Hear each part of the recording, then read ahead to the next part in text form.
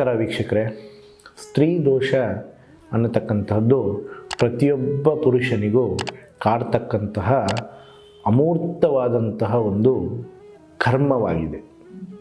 ಸ್ತ್ರೀ ದೋಷಕ್ಕೆ ಒಳಗಾಗದೇ ಇರತಕ್ಕಂತಹ ಪುರುಷ ಭೂಮಿಯಲ್ಲೇ ಅಲ್ಲ, ಯಾವುದೇ ಒಂದು ಗ್ರಹದಲ್ಲಿಯೂ ಕೂಡ ಇಲ್ಲ. ಸ್ತ್ರೀಯ ಒಂದು ಶಾಪಕ್ಕೆ ಋಷಿಮುನಿಗಳಾಗಿರಬಹುದು, ದೇವಾನುದೇವತೆಗಳೇ ಗುರಿಯಾದಂತಹದ್ದಾಗಿದೆ. ಸ್ತ್ರೀಯ ಒಂದು ಶಾಪ ಬಹಳ ಕೆಟ್ಟ ಶಾಪ, ಬಹಳ ಕೆಟ್ಟ ದೋಷ. ಆ ಸ್ತ್ರೀ ಶಾಪದಿಂದ ಸ್ತ್ರೀಯ ಒಂದು ದೋಷ, ಮೊದಲಿಗೆ ಹೇಳ್ತೇನೆ, ಏನಪ್ಪ ಇದು ಈ ರೀತಿ ವಿಚಾರಗಳನ್ನು ಇವತ್ತು ಹೇಳ್ತಾ ಇದ್ದಾರೆ ಗುರುಗಳು, ಇವರು ಯಾಕೆ ಈ ರೀತಿಯಾದಂತಹ ವಿಚಾರವನ್ನು ಸುಧೀಂದ್ರ ಭಟ್ ಅವರು ತಿಳಿಸ್ತಾ ಇದ್ದಾರೆ ಅಂತಕ್ಕಂತಹ ಒಂದು ಸಂದೇಹ ನಿಮ್ಮಲ್ಲಿ ಹುಟ್ಟಬಹುದು. ಆದರೆ ಹೇಳತಕ್ಕಂತಹ ವಿಷಯದಲ್ಲಿ ಹುರುಳಿದೆ. ಹೇಳತಕ್ಕಂತಹ ವಿಷಯದಲ್ಲಿ ವಿಶೇಷವಾದಂತಹ ಒಂದು ಮಾರ್ಗ ಇದೆ. ಯಾಕೆ ಅಂತ ಹೇಳಿದರೆ, ಒಬ್ಬ ಪುರುಷ ತನ್ನ ಜೀವನದಲ್ಲಿ ಒಂದು ಸ್ತ್ರೀಯನ್ನು ಯಾವುದೇ ರೂಪದಲ್ಲಿ ಒಂದು ನಿಂದಿಸಿದರೂ ಕೂಡ ಒಂದು ದೋಷ, ದಂಡಿಸಿದರೂ ಕೂಡ ಒಂದು ದೋಷ, ಅವಳನ್ನು ಅಂದರೆ ಒಂದು ಪುರುಷನ ಒಂದು ಆಸೆ ಆಮಿಷಗಳಿಂದ, ದುರಾಸೆಗಳಿಂದ ಅವಳನ್ನು ಬಳಸಿಕೊಂಡು, ಅವಳನ್ನು ಕೆಟ್ಟ ರೀತಿಯಲ್ಲಿ ಬಳಸಿಕೊಂಡರೂ ಒಂದು ದೋಷ. ಅದು ನಾವು ಮಾಡ್ತಕ್ಕಂತಹ ಒಂದು ಆ ಹೆಣ್ಣಿನ ಮೇಲೆ, ಒಂದು ಸ್ತ್ರೀಯ ಮೇಲೆ ಮಾಡತಕ್ಕಂತಹ ಒಂದು ಅತ್ಯಾಚಾರ ಅನಾಚಾರಗಳು ಕೂಡ ಒಂದು ಕರ್ಮ. ಆ ಕರ್ಮ ಮುಂದೆ ನಮ್ಮ ಜೀವನದಲ್ಲಿ ಪ್ರಾರಬ್ಧ ಕರ್ಮಗಳಾಗಿ ಪರಿವರ್ತನೆಯನ್ನು ಹೊಂದುತ್ತದೆ.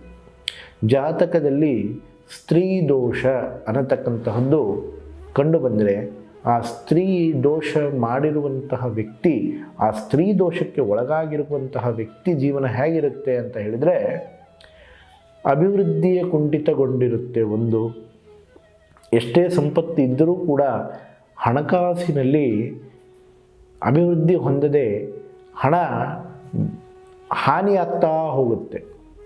ಮನಸ್ಸಿಗೆ ಶಾಂತಿ ಇರುವುದಿಲ್ಲ, ನೆಮ್ಮದಿ ಇರುವುದಿಲ್ಲ. ಸ್ತ್ರೀಯ ಒಂದು ದೋಷ, ಸ್ತ್ರೀಯ ಒಂದು ಪಾಪ 7 ಜನ್ಮದ ಸಂತಾನದವರೆಗೂ ಕಾಡುತ್ತೆ.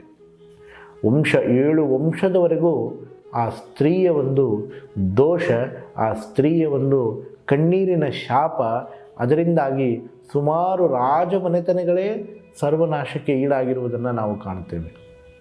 ಹಿಂದಿನ ಕಾಲದಿಂದಲೂ ನೋಡ್ತಾ ಇದ್ದೀವಿ, ದೇವಾನುದೇವತೆಗಳ ಕಾಲದಿಂದಲೂ ನೋಡ್ತಾ ಇದ್ದೀವಿ.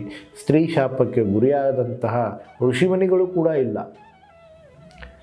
ಹಾಗಾಗಿ ಸ್ತ್ರೀ ಶಾಪಕ್ಕೆ ಒಳಗಾಗುವುದು ಬೇಡ.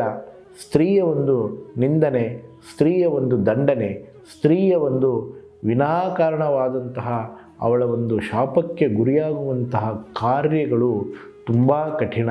ಹಾಗೂ ಆ ಕಾರ್ಯದಲ್ಲಿ ಆ ಒಂದು ಕರ್ಮವಾಗಿ ಪರಿವರ್ತನೆಯಾಗಿ ಆ ಒಂದು ಕರ್ಮವೇ ನಮಗೆ ಪ್ರಾರಬ್ಧವಾಗಿ ನಮ್ಮ ಜೀವನದ ಏಳಿಗೆ ಕುಂಠಿತವನ್ನುಗೊಳಿಸುತ್ತೆ ವೀಕ್ಷಕರೇ. ಹಾಗಾಗಿ ಪ್ರತಿಯೊಬ್ಬ ಪುರುಷನು ತನ್ನ ಜಾತಕದಲ್ಲಿ ಸ್ತ್ರೀ ದೋಷ ಇದೆ ಅಥವಾ ಇಲ್ಲ ಎಂಬುದನ್ನು ಕರಾರುವಕ್ಕಾಗಿ ನೋಡಿಕೊಂಡು ಆ ಒಂದು ಜೀವನದಲ್ಲಿ ತಾನು ವ್ಯಕ್ತವಾಗಿಯೋ ಅಥವಾ ಅವ್ಯಕ್ತವಾಗಿಯೋ, ತನಗೆ ತಿಳಿದೋ ಅಥವಾ ತಿಳಿಯದೋ ತನ್ನ ಒಂದು ಸ್ತ್ರೀಯನ್ನು, ತನ್ನ ಸುತ್ತಮುತ್ತಲಿನ ಯಾವುದೇ ಒಂದು ಸ್ತ್ರೀ ಆಗಿರಬಹುದು, ಇವತ್ತು ಸ್ತ್ರೀ ನಮಗೆ ತಾಯಿಯಾಗಿರ್ತಾಳೆ, ತಂಗಿಯಾಗಿರ್ತಾಳೆ, ಮಡದಿಯಾಗಿರ್ತಾಳೆ, ಹಾಗೂ ಸೋದರಿಯಾಗಿರ್ತಾಳೆ, ಹಾಗೂ ಇನ್ನೆಲ್ಲ ರೀತಿಯಲ್ಲಿ ತಾಯಿಯಾಗಿ, ಅತ್ತೆಯಾಗಿ, ಸೋದರಿಯಾಗಿ ಕೆಲವೊಂದು ಪಾತ್ರಗಳನ್ನು ಅವಳು ಅಭಿನಯಿಸ್ತಾಳೆ. ಜೀವನದಲ್ಲಿ ಒಂದು ಸ್ತ್ರೀ ನಮಗೆ ನಾನಾ ರೂಪದಲ್ಲಿ ಸಿಗುತ್ತಾಳೆ. ಆ ಸ್ತ್ರೀಯನ್ನು ಯಾವುದೇ ಒಂದು ಕಾರಣದಿಂದ ನಾವು ದಂಡನೆಗೆ ಒಳಪಡಿಸಿದ್ದೇ ಆಗಿದ್ದಲ್ಲಿ ನಮಗೆ ಸ್ತ್ರೀ ದೋಷ ಖಂಡಿತವಾಗಿಯೂ ಕ್ಷಮಿಸುವುದಿಲ್ಲ. ಹಾಗಾಗಿ ಯಾರೂ ಕೂಡ ಸ್ತ್ರೀ ದೋಷಕ್ಕೆ ಒಳಗಾಗಬಾರ್ದು. ಯಾರೂ ಕೂಡ ಸ್ತ್ರೀಯ ಒಂದು ಅಪನಿಂದನೆಯನ್ನು ಮಾಡಬಾರದು, ಸ್ತ್ರೀಯ ಒಂದು ದಂಡನೆಯನ್ನು ಮಾಡಬಾರದು. ಹಾಗಾಗಿ ಅಪ್ಪಿತಪ್ಪಿ ಯಾವುದಾದರೂ ಒಂದು ರೂಪದಲ್ಲಿ ಆ ಕರ್ಮವನ್ನು, ಆ ಪ್ರಾರಬ್ಧವನ್ನು ಅನುಸರಿಸುತ್ತಿರುವಂಥವರಾಗಿದ್ದರೆ ಇವತ್ತಿನಿಂದಲೇ ಆ ಒಂದು ಸ್ತ್ರೀಯ ಒಂದು ಗೌರವವನ್ನು ಕೊಡುವಂತಹ ಒಂದು ಕಾರ್ಯದಲ್ಲಿ ಕಾರ್ಯೋನ್ಮುಖನಾಗಿ ಮತ್ತು ಆ ಸ್ತ್ರೀಯ ದೋಷ, ಆ ಸ್ತ್ರೀಯ ಶಾಪಕ್ಕೆ ಗುರಿಯಾಗಿರುವಂಥವರು ಸೂಕ್ತ ರೀತಿಯಲ್ಲಿ ಶಾಸ್ತ್ರಬದ್ಧ ರೀತಿಯಲ್ಲಿ ಅದನ್ನು ಪರಿಹಾರವನ್ನು ಮಾಡಿಕೊಳ್ಳಿ. ಹಾಗಾಗಿ ಇದರಿಂದ ನಿಮಗೆ ಅಭಿವೃದ್ಧಿ ಆಗ್ತದೆ.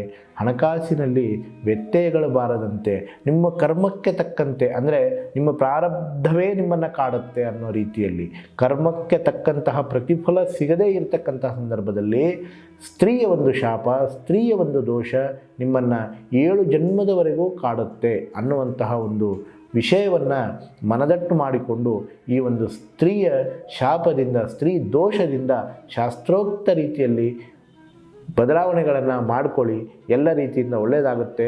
ಹಾಗೂ ನಮ್ಮ ಸ್ಕ್ರೀನ್ ಮೇಲೆ ಕಾಣತಕ್ಕಂತಹ ಈ ನಮ್ಮ ನಂಬರ್ಗಳಿಗೆ ಸಂಪರ್ಕಿಸಿ ನಿಮ್ಮ ಯಾವುದೇ ಸಮಸ್ಯೆ ಇದ್ದರೂ ಸಹಿತ ಪರಿಹಾರವನ್ನು ದೈವಿಕ ಮಾರ್ಗದಲ್ಲಿ, ಶಾಸ್ತ್ರೋಕ್ತ ಮಾರ್ಗದಲ್ಲಿ ಪರಿಹಾರವನ್ನು ಪಡೆದುಕೊಳ್ಳಿ ಅಂತ ಹೇಳುವುದರ ಮುಖಾಂತರವಾಗಿ ಈ ಒಂದು ಸಣ್ಣ ಪ್ರಯತ್ನವನ್ನು ಮುಗಿಸ್ತಾ ಇದ್ದೀನಿ. ನಮಸ್ಕಾರ.